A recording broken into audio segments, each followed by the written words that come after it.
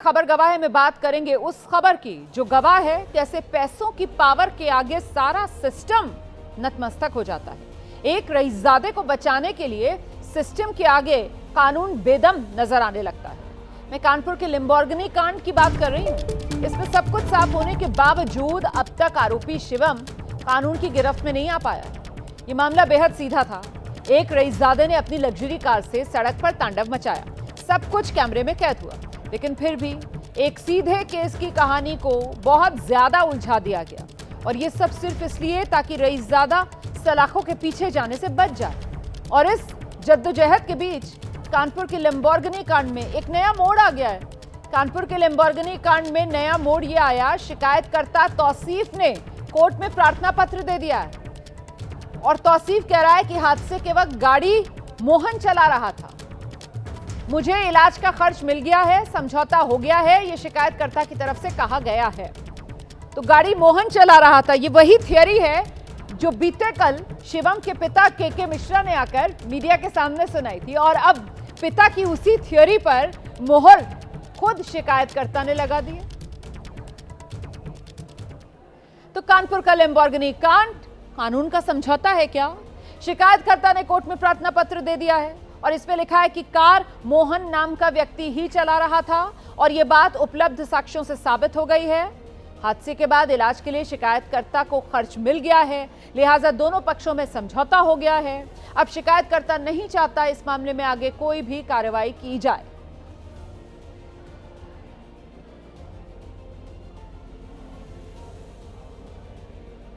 तो देखा आपने, समझौता नामा सामने आ गया है जो शिकायतकर्ता की ओर से कोर्ट में दिया गया है। इसमें लिखा गया है कार मोहन नाम का व्यक्ति चला रहा था। ये वो समझौता नामा है जो सामने आ गया है, और इसमें साफ तौर पर जिक्र किया गया है कि कार जो है वो मोहन नाम का व्यक्ति चला रहा था, और ये बात उपलब्ध साक्ष्यों से साबित हो गई है।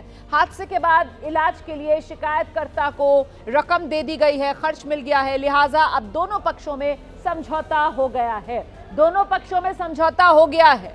अब शिकायतकर्ता नहीं चाहता है कि इस मामले में आगे कोई भी कार्रवाई की जाए। यह समझौता नामा जिसमें शिकायतकर्ता की तरफ से कह दिया गया है कि साहब समझौता हो गया है, मुझे अपने इलाज का खर्च मिल गया है, मैं नहीं चाहता हूं कि आगे इस मामले में कोई भी कार्रवाई हो। और साथ ही साथ उसने ये तस्दीक कर दी है कि गाड़ी तो मोहन नाम का व्यक्ति ही चला रहा था। सीधे आपको लेकर चलेंगे, हमारे साथ हमारे सहयोगी विवेक इस वक्त मौजूद है।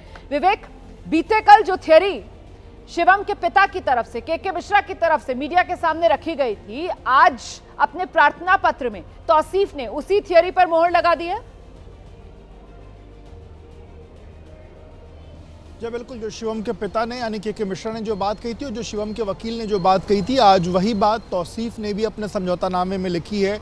कल जो एप्लीकेशन कोर्ट में पड़ी थी, उस एप्लीकेशन में भी ये बात थी कि गाड़ी जो है वो शिवम नहीं चला रहा था, गाड़ी मोहन चला रहा था। और आज तौसीफ के भी समझौतानामे में वो तमाम चीज़ें हैं कि गाड़ी जो है उसने यही देखा कि गाड़ी मोहन चला रहा था, उसने शिवम को गाड़ी चलाते हुए नहीं देखा, इस तरीके का जिक्र है। यानी कि जो थ्योरी पिता और वकील कह रहे थे, वही थ्योरी अब इस पूरे प्रकरण में, जो इस प्रकरण में पीड़ित था उसने भी वही थ्योरी दे दी है। लेकिन बड़ा सवाल ये है यहाँ पे कि जिस तरीके से पुलिस की अपनी इन्वेस्टिगेशन में ये बात निकल के साफ हो गई है कि गाड़ी शिवम चला रहा था, जो तमाम सीसीटीवी फुटेज सामने आए हैं उसमें यह बात साफ है कि गाड़ी शिवम चला रहा था। और पुलिस के इन्वेस्टिगेशन में जब सीपी ने यह बात कही कि गाड़ी शिवम चला रहा था, और उसके बाद जब शिवम के पिता ने यह बात कही कि जो भी ये कह रहा है कि शिवम गाड़ी चला रहा था वो झूठ बोल रहा है पूरी तरीके से, उसके बाद डीसीपी सेंट्रल ने यह बात फिर से आकर के कैमरे पर कही कि हमारी विवेचना हमको करनी है, और विवेचना में हमने ये पाया है, सारे साक्ष्य बता रहे हैं कि गाड़ी शिवम चला रहा था, इसलिए विवेचना जो हम कर रहे हैं उसमें शिवम ही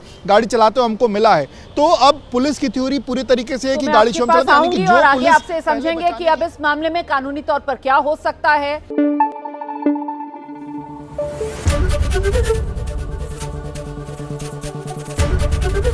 एबीपी न्यूज आपको रखे आगे।